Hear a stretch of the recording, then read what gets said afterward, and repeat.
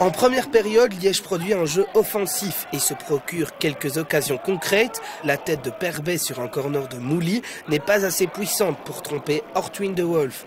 Mais l'attaquant liégeois remet le couvert à la 21e minute de jeu et parvient cette fois à faire 1-0 à la suite d'un corner de Midou Mouli repoussé par le gardien anversois. Jonathan Destillo puis Midou Mouli placeront le cuir au-dessus du but. Les U23 de l'Antwerp n'ont pas eu de réelle possibilité dans ce premier acte. Liège aurait par contre pu revendiquer un but supplémentaire, 1-0 à la pause.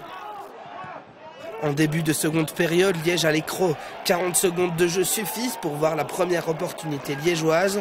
Elle est signée Midou Mouli. Les occasions s'enchaînent via Mouchan et Nissen. À la 50e minute de jeu, Ryan Merlin récupère la balle, s'enfonce dans le rectangle et place hors de portée d'Ortwin de Wolf 2-0. À l'heure de jeu, Liège est un peu moins bien et va le payer cash. Yacine Ben Hamed enroule un splendide tir du pied droit qui trompe de Bati via la latte. 2-1. À 10 minutes du terme, Jess Mpoutou, qui a remplacé Jérémy Perbet, s'y reprend à 2 fois pour faire 3-1. Score final 3-1 et une frayeur en fin de match suite à un choc entre Kevin de Bati et Jordan Bustin. On avait à cœur de gagner notre match ici à domicile avec celui qu'on a gagné il y a 2 semaines déjà.